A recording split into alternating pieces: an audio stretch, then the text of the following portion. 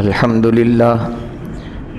لله وحده والصلاة والسلام على من لا نبي بعده أما بعد فأعوذ بالله من الشيطان الرجيم بسم الله الرحمن الرحيم وذروا ظاهر الإثم وباطنه صدق الله العظيم.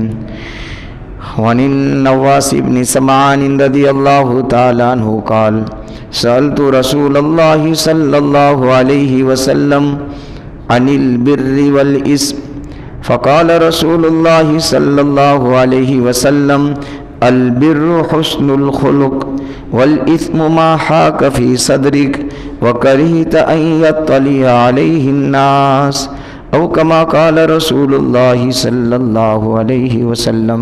درود شریف پڑھو. اللہم صلی علی محمد کلما ذکرہ الذاکرون وصلی علی محمد کلما غفل عن ذکرہ الغافلون. قابل احترام حضرات، سامعین کرام، بزرگوں، عزیزوں، دینی بھائیوں، پچھلی مجلس میں جمعرات کے دن آپ کی خدمت میں نے یہ بات عرض کی تھی کہ الحمدللہ کسی نہ کسی درجے میں ہم ہمت کر کے اللہ کی طاعت، اللہ کی بندگی، اسی کی توفیق سے کچھ نیک کام کر لیتے ہیں. یہ اللہ کا شکر ہے.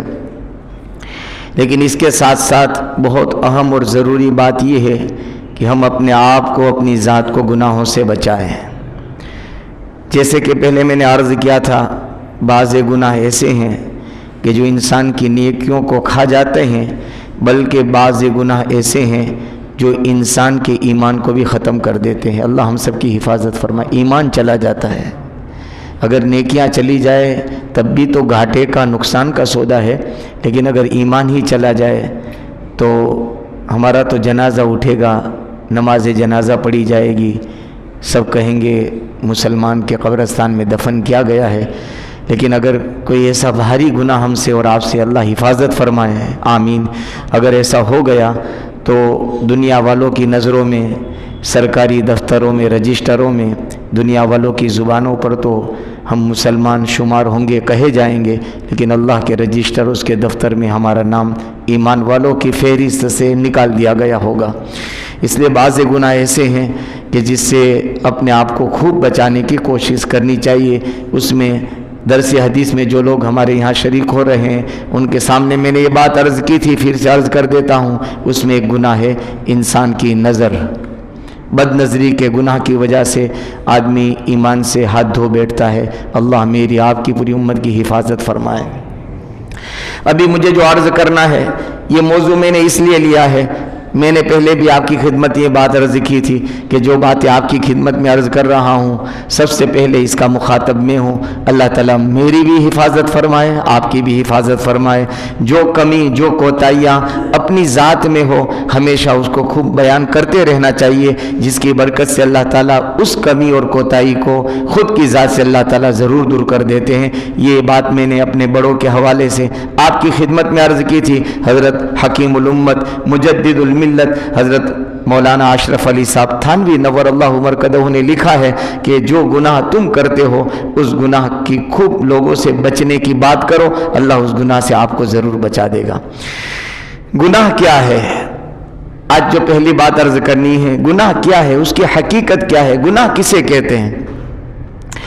گناہ کہتے ہیں اپنے کام یا اپنے کلام. کام کہتے ہیں ہاتھ سے، پیر سے، اعضاء اور جوارح سے، اور کلام کہتے ہیں زبان سے. ہر وہ کام یا ہر وہ کلام جس کے اندر اللہ کی اور اس کے حبیب محمد الرسول اللہ صلی اللہ علیہ وسلم کی نافرمانی ہوتی ہو. ہر وہ کام یا ہر وہ کلام، چاہے وہ بات ہو یا وہ کام ہو، جس میں اللہ رسول کی نافرمانی ہوتی ہو، اس کو کیا کہتے ہیں بھائی؟ گناہ کہتے ہیں. اب گناہ کے بارے میں عام طور پر ہمارا نظریہ، ہماری سوچ یہ ہے کہ یہ تو چھوٹا گناہ ہے. لوگ کہتے بھی ہیں اور یوں کر کے کر بھی لیتے ہیں، یہ تو چھوٹا گناہ ہے. یاد رکھیں اللہ سبحانہ و تعالیٰ اپنے کلام میں ارشاد فرماتے ہیں ذروا ظاہر الاثم وباطنہ، اے لوگوں چھوٹے گناہ کو بھی چھوڑ دو، اور بڑے گناہ کو بھی چھوڑ دو، ظاہر میں نظر آتے ہیں اس گناہ کو بھی چھوڑ دو، جو نظر نہیں آتے اس گناہ کو بھی چھوڑ دو، مجمع میں ہوتے ہوں اس گناہ کو بھی چھوڑ دو، تنہائیوں میں ہوتے ہوں اس کو بھی چھوڑ دو، سفر میں ہوتے ہوں اسے بھی چھوڑ دو، حضر میں ہوتے ہوں اسے بھی چھوڑ دو۔ چھوٹا گناہ چھوٹا نہیں ہے اور بڑا گناہ بڑا نہیں ہے، اصل تو یہ دیکھنا ہے کہ میں کس کا گناہ کر رہا ہوں، ہم کس کا گناہ کر رہے ہیں؟ اس بڑی عالی ذات کا گناہ کر رہے ہیں جو ہمارا خالق اور حقیقی مالک ہے۔ اسی نے ہمیں جنم دیا، اسی نے ہمیں پیدا کیا، اور اسی نے دنیا کے اندر سانس لینے کا سانس لینے کا موقع دیا، اسی نے اپنی زمین پر چلنے کا مجھ کو اور آپ کو اختیار دیا، اسی نے لاکھوں ان گنت نعمتوں سے اس نے نوازا، قدم قدم پر وہ میری اور آپ کی حفاظت بھی کر رہا ہے، اور ہم اسی کی غداری کریں، اسی کی نافرمانی کریں، اسی کو ناراض کریں اور اسی سے بغاوت کریں۔ اس لیے سیدنا عبداللہ ابن عباس رضی اللہ تعالیٰ عنہما کا ایک مقولہ لکھا ہے، لا کبیرۃ مع الاستغفار ولا صغیرۃ مع الاصرار، کوئی بڑا گناہ بڑا نہیں ہے، جب بندہ توبہ کرتا ہے تو بڑا بھی معاف ہو جاتا ہے، اور کوئی چھوٹا گناہ چھوٹا نہیں ہے، بندہ اس پر جم جاتا ہے، ڈٹ جاتا ہے، اس پر مصر ہو جاتا ہے، یہ چھوٹا بھی بڑا بن جاتا ہے، چھوٹا بھی گناہ کیا ہو جاتا ہے؟ بڑا بن جاتا ہے۔ اس لیے فرمایا لا کبیرۃ مع الاستغفار ولا صغیرۃ مع الاصرار، استغفار سے کوئی کبیرہ گناہ کبیرہ نہیں رہتا، اور اصرار یعنی گناہ پر آدمی جم جاوے اس سے کوئی چھوٹا گناہ چھوٹا نہیں رہتا ہے۔ اس لیے ہم ہر چھوٹے بڑے گناہ سے اپنے آپ کو بچانے کی کوشش کرنی چاہیے۔ گناہ کی قسمیں کتنی ہیں؟ تو گناہ تین طرح کے ہیں شریعت کی نظر میں۔ ایک گناہ ہے ذنبن۔ ذنبن کون سے گناہ کو کہتے ہیں؟ کہ اللہ کے حکم کو پورا کرنے میں کوئی کوتاہی اور لغزش ہو جاوے، اللہ کے حکم کو پورا کرنے میں کوئی لغزش اور کوتاہی ہو جاوے، یا خلاف اولا کوئی بات ہو جاوے۔ ایک کام ہوتا ہے کہ کرو تو بہت اچھا، لیکن نہ کرو تو کوئی گناہ نہیں۔ نفل نماز اگر کسی نے نہیں پڑھی تو کوئی اچھی گناہ نہیں ہے، لیکن اچھی بات نفل بھی پڑھنی چاہیے۔ کوئی آدمی کوشش کیا کرتا ہے؟ 2 پیسے زیادہ ملے۔ ایسا کوئی آدمی ہے کہ جو یوں سوچتا ہے کہ 5 روپے ہی نفع کافی ہے، 10 نہیں چاہیے، تو کوشش کرتا ہے کہ 5 کا 10 ملے۔ تو اسی طرح جیسے دنیا کے معاملے میں ہم اور آپ کوشش کرتے ہیں، دین کے معاملے میں بھی کوشش کرنی چاہیے۔ اگر 1 نیکی ملتی ہے تو 2 کی کوشش کرے، 2 ملتی ہے تو 10 کی کوشش کرے۔ جیسے دنیا کے معاملے میں 5 ملتے ہیں تو آدمی کیا 10 کی کوشش کرتا ہے۔ تو ایک گناہ کی قسم ہے ذنبن، یہ اس کو صغیرہ گناہ بھی کہہ سکتے ہیں۔ کیا کہہ سکتے ہیں؟ صغیرہ گناہ کی دوسری قسم ہے سیئۃن۔ کیا ہے بھائی؟ سیئۃن۔ سیئۃن کہتے ہیں یہ بھی اللہ کے حکم کی خلاف ورزی کا نام ہے، لیکن اتنا سخت گناہ نہیں ہے کہ جس میں اللہ نے اپنے قرآن میں یا محمد الرسول اللہ صلی اللہ علیہ وسلم نے اپنے فرمان میں دھمکی اور وعید سنائی ہو، ایسا نہیں ہے، تو اس کو سیئۃن کہتے ہیں۔ یہ دوسری قسم ہے۔ تیسرا گناہ ہے معصیت۔ کیا ہے بھائی؟ معصیت، یہ بہت بڑا گناہ ہے۔ پہلے 2 گناہ ہے اس کو صغیرہ گناہ، چھوٹا گناہ، لیکن میں پھر سے عرض کرتا ہوں آپ کی خدمت میں کہ چھوٹے کو چھوٹا نہ سمجھو، چھوٹے کو چھوٹا نہ سمجھو۔ بعض چھوٹے گناہ ایسے ہیں جس پر اللہ نے بڑی پکڑ کر لی ہے۔ صحیح بخاری شریف کے اندر واقعہ لکھا ہے۔ واقعہ یہ ہے، نبی کریم صلی اللہ علیہ وسلم نے ارشاد فرمایا کہ ایک بہت نیک، پارسا، متقی، پرہیزگار، صوم اور صلاۃ کی پابند عورت، سب کچھ ان کی زندگی میں تھا، لیکن ایک چھوٹا گناہ اس نے ایسا کر لیا، اپنے گھر میں بلی پالی تھی۔ کیا پالی تھی؟ بلی پالی۔ اس کو کھانا نہیں دیتی تھی، بھوکا رکھتی تھی، پیاسا رکھتی تھی۔ میرے محبوب نے فرمایا کہ میں اسے دیکھ رہا ہوں کہ جہنم میں جل رہی ہے۔ کہاں جل رہی ہے؟ سوچو ذرا۔ اور ایک اس عورت کے بارے میں آپ نے فرمایا بڑی فاحشہ، بڑی بدکار، بڑی یعنی گناہ کرنے والی، खुल्ला गुनाह उसकी ज़िंदगी में था, मुंह काला कराना, सारे गुनाह इसकी ज़िंदगी में थे। लेकिन रास्ते से गुजर रही थी, सिसकता हुआ एक कुत्ता देखा, प्यास की वजह से ज़ुबान निकल रही है, प्यास का बेताब है प्यास की वजह से, तो कहीं कुएं से पानी तलाश किया और अपना मोज़ा निकाला, दुपट्टी ओढ़नी नीचे उतारी, किसी तरह पानी निकाल कर 2 कतरे उस सिसकते हुए कुत्ते के मुंह में डाल दिए। मेरे महबूब ने फरमाया, सही बुखारी शरीफ की रिवायत है कि मैंने देखा कि वो जन्नत में है। दोनों अमल छोटे थे, कितने थे? बिल्कुल छोटे थे। एक छोटा अमल नेक औरत ने किया था, एक छोटा सा गुनाह नेक औरत ने किया था, अल्लाह के हबीब फरमाते कि उसको जहन्नम में जलना पड़ा। और एक छोटी नेकी गुनहगार औरत ने की थी, मेरे महबूब ने फरमाया कि छोटी नेकी की वजह से मैं उसको जन्नत में देख रहा हूं। तो अर्ज में करना चाह रहा था कि गुनाह छोटा हो या बड़ा हो, तो ये पहली 2 किस्म है, ज़म्बुन और सय्यअतुन, उसको सगीरा गुनाह कहते हैं। और मासियत जैसे मैंने अर्ज किया, उस गुनाह को कहते हैं जिसके बारे में अल्लाह ने और उसके नबी सल्लल्लाहु अलैहि वसल्लम ने वहीद और धमकी सुनाई हो।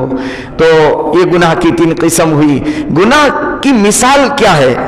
उलमा ने लिखा है गुनाह कैंसर है। क्या है भाई? कैंसर है।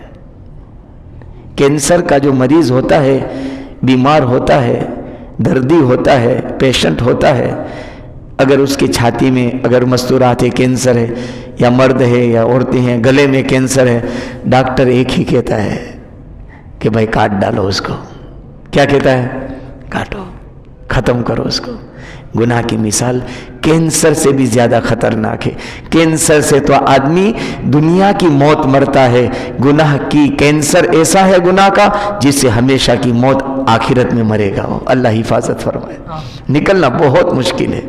कैंसर के बारे में डॉक्टर ये कह देता है काटो उसको, अगर ये रहेगा तो ये मौत मरेगा, खात्मा होगा उसका, खत्म हो जाएगा दुनिया से। इसलिए उलमा फरमाते हैं गुनाह कैंसर की तरह है, उसको काट डालो, खत्म कर डालो, अपनी जिंदगी से दूर कर दो।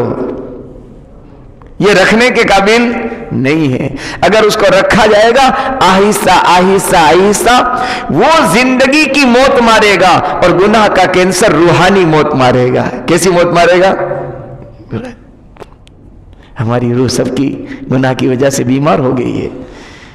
सद्दे में मज़ा नहीं आता, मस्जिद में मज़ा नहीं आता, दीनी मजलिस में अच्छा नहीं लगता, कुरान खोलने का जी नहीं चाहता, तस्बीह पढ़ने का जी नहीं चाहता। ये सब वजह है, रीज़न है, कारण है।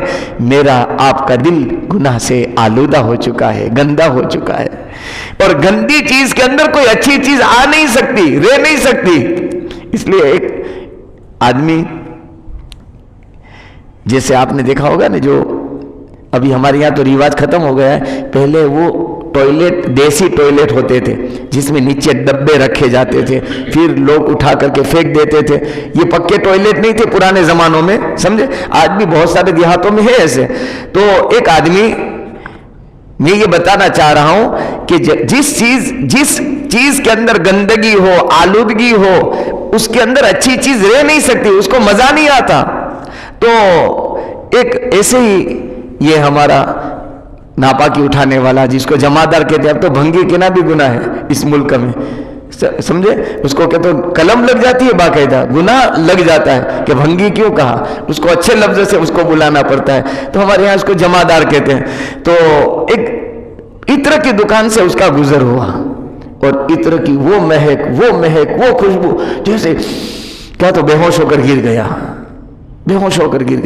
सब लोग परेशान, क्या हुआ? कोई यूं इलाज कर रहा है, कोई यूं इलाज कर रहा है। इसकी जमात का एक दूसरा जमादार वहां से गुजरा, तो क्या हुआ? तो कि यहां से गुजरा, एकदम से महक आई और बेहोश हो गया। तो आप क्या कर रहे हो? तो कि हम उसको इलाज कर रहे हैं। तो कि इसका इलाज कुछ नहीं है, वो कहीं से गंदगी लाया, उसके नाक के पास रखी, जैसे करा तो आंख खुल गई उसकी। तो कि बुरी चीज के अंदर अच्छी चीज समाती नहीं, इसका इलाज ये था। वो उसको आपने ऐसी महक और खुशबू सुंघा दी कि वो बेहोश हो गया। जिंदगी में कभी खुशबू नहीं सूंघी थी। मेरे बुजुर्गों, मेरे भाइयों, हमारा हाल भी यही है। हमारा नेकियों में क्यों जी नहीं लगता, क्यों ध्यान नहीं?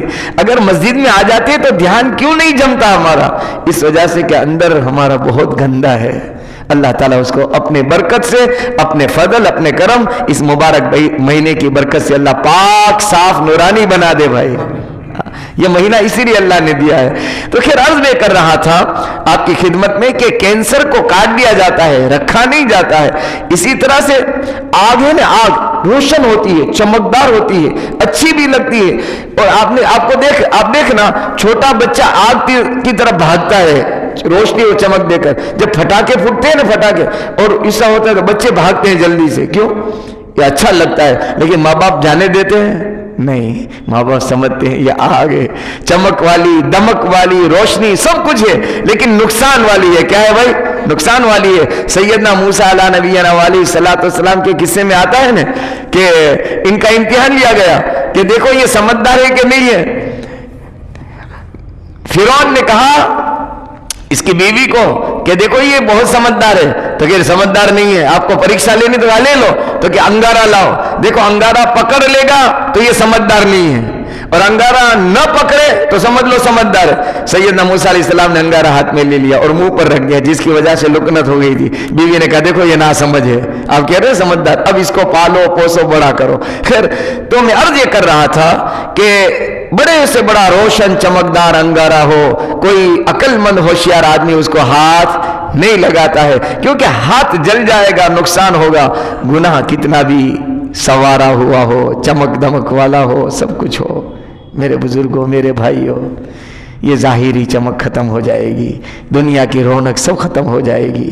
اگر موت آئے گی تو ختم ہو جائے گی، اور موت نہ آئی تو بڑھاپا اس کو ختم کر دے گا۔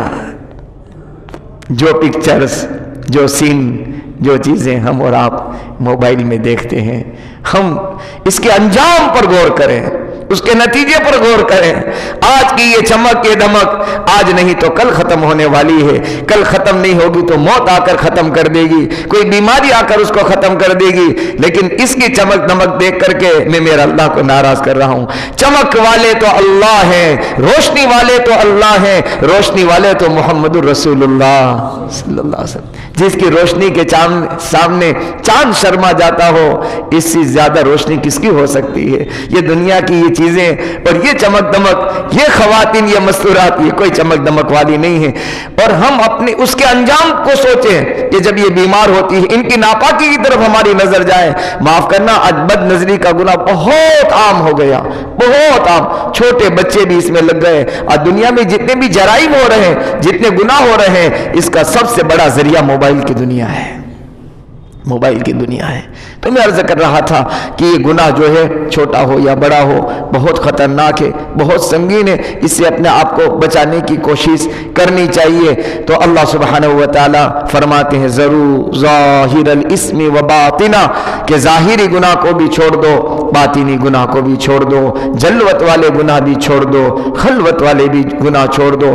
آج اگر کبھی کوئی آدمی ایسا ہوتا ہے کہ گناہ کا ارادہ کرتا ہے یا گناہ کا شوق ہوتا ہے، علماء نے لکھا ہے اس کو پبلک پیلیس میں چلا جانا چاہیے۔ ہاں، موبائل کے اندر گناہ کا ارادہ ہوتا ہے، موبائل لے کر لوگوں کے بیچ میں چلا جائے، فوراً وہ سوچے گا ارے دیکھ لیں گے تو کیا ہوگا، دیکھ لیں گے تو کیا ہوگا، آدمی گناہ سے بچ جائے گا، گناہ سے بچ جائے گا۔ بزرگوں، میرے بھائیوں، یہ موضوع مجھے اس لیے عرض کرنا پڑا، اس لیے بیان کرنا پڑا کہ نیکی کرتے کرتے اتنے اپنے آپ کو ہم تھکاتے ہیں، اپنے آپ کو لگاتے ہیں، کھپاتے ہیں، محنتیں کرتے ہیں، صبح سے شام تک بھوکا رہے، پیاسا رہے، سب کچھ کیا، لیکن شام کو جب فرشتے ہمارا اجر ثواب لکھیں گے تو 0 کہیں نہ ہو جائے، 0 اس لیے حدیث شریف میں آیا ہے روزہ بھوکا اور پیاسا رہنے کا نام روزہ نہیں ہے، روزہ تو نام ہے۔ جیسے آدمی بھوکا رہا، پیاسا رہا، پانی سے بچا رہا، کھانے سے بچا رہا، اس طرح غیبت سے بھی بچے، چگلی سے بھی بچے، آنکھوں کے گناہ سے بچے، ہاتھوں کے گناہ سے بچے۔ جیسے اللہ نے اس سے منع کیا ہے، میرے اللہ نے اس سے بھی منع کیا ہے۔ اس طرح یہ روزہ ہوگا انشاءاللہ ثم انشاءاللہ۔ رمضان کے بعد آپ دیکھو گے آپ کا ہمارا دن اللہ نورانی بنا دے گا۔ کیسا بنا دے گا؟ اور رمضان کے بعد آپ کو ایسا محسوس ہوگا کہ اب مجھے مزہ، رمضان گیا تو مزہ نہیں آتا، ایسا ہوگا، ایسا محسوس ہوگا کہ رمضان چلا گیا اب مزہ نہیں آتا ہے۔ لیکن وہ کب ہوگا؟ جب ہم نے اپنے آپ کو گناہوں سے بچایا ہوگا۔ آئندہ انشاءاللہ اسی موضوع کو آگے چلائیں گے کہ گناہ کے نقصانات کیا ہے، گناہ کے نقصانات کیا ہے، آئندہ انشاءاللہ اسی کو بیان کریں گے۔ اللہ سے دعا ہے اللہ تعالیٰ کہی گئی سنی گئی بات پر ہم سب کو عمل کی توفیق نصیب فرمائے، چھوٹے گناہ سے بھی اللہ حفاظت فرمائے، بڑے گناہ سے بھی اللہ حفاظت فرمائے۔ درود شریف پڑھ لو۔ اللہم لک الحمد کما ینبغی لجلال وجہک وعظیم سلطانک۔ اللہ معاف کر دے، معاف کر دے، نہ چاہے تب بھی معاف کر دے۔